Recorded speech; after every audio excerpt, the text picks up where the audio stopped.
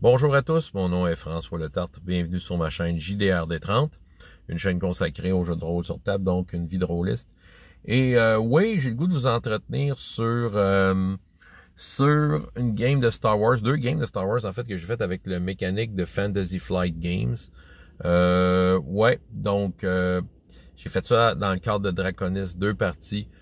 Que c'est ça, deux parties très intéressantes dans lesquelles j'ai pu enfin essayer ce système-là. C'était la première fois que je l'essayais pour de vrai. J'ai eu une expérience dans le passé qui n'a pas été très concluante, donc là, ça m'a permis de l'essayer pour vrai. Je voulais l'essayer, ça faisait longtemps. Donc, le scénario découvert sous Jakku venait de la boîte d'introduction au système sous le thème du réveil de la force. J'avais ça chez nous. C'est un cadeau que j'avais fait à mon fils il y a quelques temps. Ça dormait sous mes tablettes, il ne l'a pas utilisé. Fait que je me suis dit, je vais l'utiliser, ça va me permettre de tester justement Fantasy Flight Games. C'est le fameux système, pour ceux qui ne connaissent pas, que c'est des dés avec des symboles dessus au lieu d'être des chiffres, des symboles qui s'annulent. Puis, tu sais, quand on lance un paquet de dés, on analyse les symboles qui s'annulent, on regarde les symboles qui restent et ça détermine si l'action est réussie ou pas. Et si, en plus de ça, il y a comme une deuxième couche de résultats, tu sais, si on a un avantage, des menaces ou d'autres choses qui arrivent, tu sais. C'est des dés, ce qu'ils appellent des dés narratifs. J'avoue que ça le fait. Ça fait vraiment ça, ça donne cet effet-là. C'est-à-dire que ton jet de dés, c'est pas juste oui-non. Il y a comme de quoi de plus qui est inclus dedans. Donc, c'est ça le scénario qui vient dans la boîte. Un scénario hyper dirigiste, soit dit en passant. Là, moi, j'ai pris le temps de déconstruire le scénario, de prendre des notes à côté pour en ressortir les éléments qui composent le scénario pour que ça devienne plutôt des parties amovibles.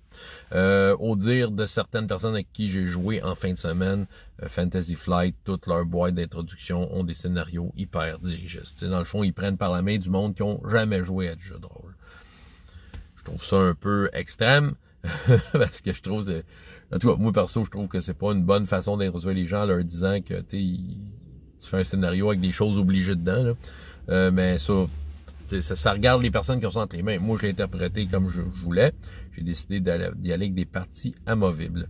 J'avais deux super belles tables, soit dit en passant, le vendredi soir.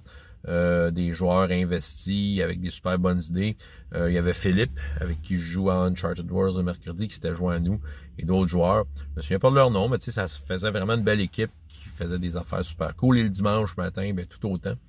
J'avais encore plus de monde que je connaissais autour de cette table-là. Il y avait Pierre Courtemanche, toujours le fun d'avoir autour d'une table de Star Wars, parce que tu sais, il connaît son lore, fait que tu sais, ça permet de faciliter certains accès à de l'information. Il connaît son lore, tu sais, puis c'est ça, fait que tu sais, il est toujours bien content d'être là. Il y avait une personne, écoute, sa face me dit quoi, c'est peut-être juste parce que c'est une face connue de Draconis. Puis il y avait Sébastien Aubu, qui a joué avec moi True 20, la campagne. Entre autres, il a joué à d'autres choses avec moi aussi, puis son fils, que j'ai déjà fait du Hero Kids avec lui, là, longtemps, là, il est plus grand un peu. Fait que, tu sais, dans les deux cas, j'avais des tables de monde assez investies. Bon, étant donné que le scénario, je l'avais déconstruit, tout simplement, j'ai mis la situation de départ entre les mains des personnages. Leurs personnages ont des backgrounds, donc ils ont lu leur background. Puis non seulement ça, c'est des espèces de cahiers, leurs personnages, dans lequel, à un moment donné, dans le scénario, il prévoit que tu fais comme pseudo-montée de niveau, en plein milieu du scénario. Moi, j'ai décidé qu'il était déjà le niveau supérieur, tu sais, fait que je voulais pas me border de ça. Je savais pas dans quoi je m'embarquais en termes de temps. T'sais, fait que c'est ça, je me lançais à runner ce système-là et un scénario, à savoir si tous les éléments du scénario vont rentrer dans le temps. Ben c'est ça, je leur ai donné les fameuses situations de départ, puis évidemment, ils ont pris les choses en main, ce qui fait que direct en partant, on suivait plus le scénario exactement. Là.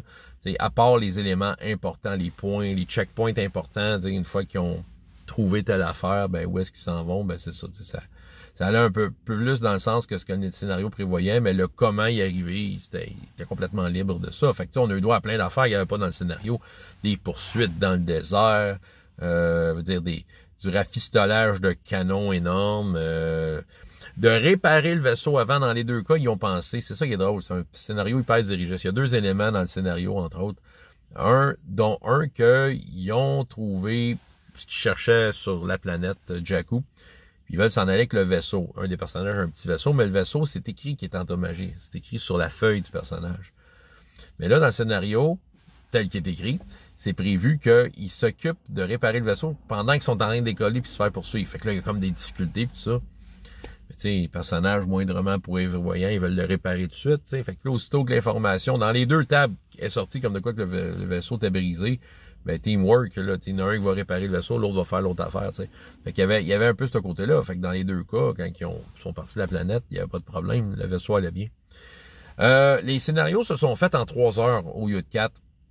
Entre autres, le scénario prévoit que tu te fais capturer par le premier ordre à la fin. Je le spoil un peu, là. Mais, sauf que c'est moyennement un jet de dés. Tu sais, mais encore là, les personnages très ingénieux, ils ont trouvé une façon de s'en sauver, puis c'est correct. C'est ça qui arrive, là, c'est prévu qu'ils se font capturer, ben, c'est ça, ces personnages ont une bonne idée, je les suis.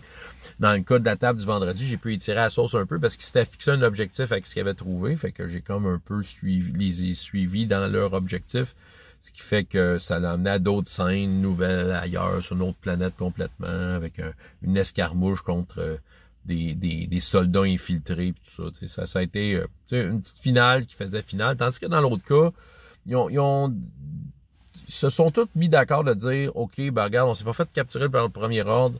On a techniquement trouvé ce qu'on voulait. Puis on veut pas se mettre les pieds dans un engrenage sur quelque chose qu'on va comme forcer. C'est ça. Ils voyaient le potentiel de qu'est-ce qui pourrait s'en venir en termes de défis. Puis ils se sont dit, ben regarde, on veut pas se mettre les pieds là. On va juste dire, OK, on a gagné. De toute façon, dans le scénario, de la façon dont c'est écrit, c'est justement s'il réussissait le fameux jet de dés quasi impossible, qu'il n'était pas pantoute, de pas se faire capturer par le premier ordre. C'est la fin du scénario. Ben, c'est ça. Ils ont décidé d'aller là. C'est ça. Fait que dans les deux cas, on a quand même eu des scènes hautes en couleur.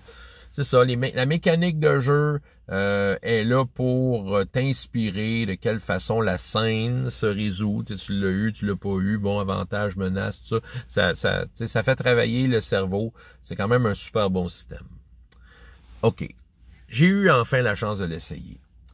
Et ça tombe pour moi, par contre, dans la case de je l'aurais essayé. J'ai pas l'intention de rejouer à cette mécanique de jeu-là. J'étais très curieux. Même quand à la lecture du livre, quand j'apprenais le jeu, je trouvais qu'il y avait de quoi de charmant là-dedans, au point de dire, de me poser la question, hey, je pourrais peut-être me procurer le système Genesis en tant que tel. Je pourrais peut-être me procurer le système Genesis, puis rouler ça pour autre chose. Je me suis dit, puis ça pourrait être intéressant. Mais après l'avoir essayé 2 fois, je me suis posé la question, est-ce que le même scénario, est-ce que j'aurais pu avoir la même intensité qu'avec le système D6? Mais ma réponse est oui, tu sais. Mais sans avoir les dés qui me disent qu'il y a des avantages et des désavantages, des fois, un jet de dés va parler de lui-même, tu sais, juste l'écart de succès va comme un peu t'inspirer ces affaires-là de toute façon. Je parlais à Pierre aussi, tu sais, on a discuté de ça, puis j'ai posé la question avec ton système de 20, as-tu fait le même scénario? Il m'aurait dit oui, tu sais, c'est ça. Je pense que j'ai pas, ça qui arrive, j'ai pas tu sais, il y a 3 raisons, j'ai pas un besoin à combler. La première des choses, tu sais, pour ce qui est du Star Wars, j'ai pas de besoin à combler, tu sais, ça fait juste confirmer que j'ai mon système de prédilection, il me rend heureux, j'ai pas besoin d'aller ailleurs, tu sais. J'ai pas besoin de changer ça pour autre chose, tu sais, qui ferait la même job. Là, justement, changer pour autre chose implique, l'autre raison qui j'irai pas là, c'est parce que ça implique une courbe d'apprentissage. Parce que il y a beaucoup de subtilités mécaniques, je trouve, dans Fantasy Flight, malgré que le jet de dés, ce qui en ressort, quand même simple à comprendre. Je sais qu'il y a des incidences mécaniques à l'utilisation d'avantages, de menaces, de triomphes, de désastres. C'est tous des symboles qu'il y a. Fait que, tu sais, en utilisant ça, tu sais, si tu vas vraiment garnir ta game de plein de revirements, ce qui est super, là, mais tu sais, ça implique une courbe d'apprentissage. Tu sais, je veux dire, je serais pas assez dans une game de Star Wars pour, comme dire, je vais mettre ça en pratique puis tout ça. Tu sais, me battre contre un système quand que, c'est ça, j'ai déjà mon système de prédilection, puis c'est ça, m'embarquer dans une game de Star Wars par rapport à cette phrase-là, ben là, c'est ma 3e raison qui fait que, je veux dire, je m'investirai pas plus que ça dans ce système-là, c'est que j'ai pas tant l'intention de jouer à Star Wars dans ma vie, là, tu sais, j'ai comme un peu fait le tour. Tu sais, malgré que le seul livre de ce drôle que je garderais dans ma vie, ça serait Star Wars première édition, il y a quand même le côté, comment je pourrais dire, il y a quand même ce côté-là de dire que, tu sais, étant donné que j'en ferai pas tant, je veux pas m'investir dans un nouveau jeu de Star Wars. J'ai mon jeu de prédilection, mais j'ai pas l'intention tant que ça à jouer du Star Wars, tu sais.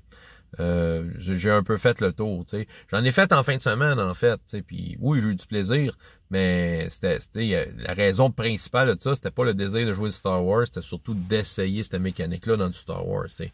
Je l'ai tellement fait de Star Wars que, ouais, tu sais, veut dire le feeling Star Wars, tu sais, j'ai l'impression que j'embarque facilement dedans. Mais c'est ça, je suis super content d'en avoir fait. Mais en tant que tel, c'est ça, j'ai pas, tu sais, moi perso, j'irai pas vers ce système-là. Mais nul est mon but de vous décourager à l'essayer. C'est ça. Par contre, je vois l'énorme potentiel et qualité de ce jeu-là. Ça a été bien pensé. Il y a de quoi à faire avec ça. C'est sûr, des fois, je me grattais la tête parce que des fois, tu roulais les dés, t'avais ni succès ni échec. OK? C'était comme, mais t'avais des menaces puis des avantages. Tu t'essayes de quoi, mais t'as des avantages. Dans le fond, ça fait juste, je trouve que ça retardait un peu la patente, là. Remarquer qu'il y a des façons, c'est ça, peut-être que ma maîtrise du système, vous dire, on s'entend, n'était pas au point, là. C'est la première fois que j'essayais ça pour vrai. Je suis sûr qu'il y a de quoi aller chercher là. C'est pour ça que je dis, probablement que c'est super cool quand tu comprends. Quand tu comprends entièrement, quand tu le maîtrises. Mais tu sais, je dirais, là, quelqu'un qui, justement, a pas été satisfait dans le passé avec ce que les jeux de Star Wars offraient, je crois que c'est la solution. Je crois que, si vous n'avez pas trouvé votre bonheur avant, ce jeu-là est pour vous. Vous dire, la version de Fantasy Flight, c'est super bien fait, c'est super bien pensé. Quelqu'un qui part à zéro puis va embarquer dans l'univers Star Wars, je n'hésiterai aucunement à y conseiller de prendre ce système-là. C'est ça quand même. Malgré que moi, je sens pas le besoin d'y retourner, je serais quand même le premier à le conseiller. C'est ça. Je serais quand même le premier à très positivement vous dire oui, prenez ce jeu-là. Il est pour vous. C'est ça. Il est vraiment super bon. T'sais. Si on compare les 3 grandes versions de Star Wars qui ont été officiellement publiées dans l'histoire du jeu de rôle, je dirais le système des 20, si vous aimez la précision, vous êtes à l'aise avec le système des 20, ça peut être une super bonne solution, en fait. Système des 6, c'est juste parce que c'est un système qui est simple, historiquement, qui est très documenté, tout ça. Mais pour un système qui est très savoureux, quand tu le joues, là, veut dire Fantasy Flight avec les dés, avec les symboles, veut dire, il s'agit juste d'embarquer dans la courbe d'apprentissage de tout ça, puis si vous surfez dessus, vous allez avoir entre les mains un super bon système qui va raconter l'histoire, tu sais. Je vois le potentiel. J'ai des amis, comme je dis, qui en parlent avec beaucoup d'enthousiasme de ce système-là. Clairement, ce système-là, il est bien fait, puis il y a du monde qui ont vraiment embarqué dedans. Bref, c'était mon analyse de Star Wars Fantasy Flight avec le scénario que j'ai fait à Draconis. Merci à tous ceux qui ont été autour de ces tables-là pour vivre l'expérience avec moi, pour m'avoir avoir participé à me faire essayer ça et évidemment m'avoir partagé votre interprétation de tout ce que je vous balançais, de quelle façon vous réglez ça. Ça a créé des scènes de Star Wars. Surprenantes, mémorables, bref, on a eu du fun. Ouais, ben c'est ça que j'avais à dire sur Fantasy Flight Star Wars, que j'ai joué à Draconis. François Letarte, JDR de 30, et jusqu'à la prochaine fois, il y a autant de plaisir dans la vie que dans les jeux. Au revoir.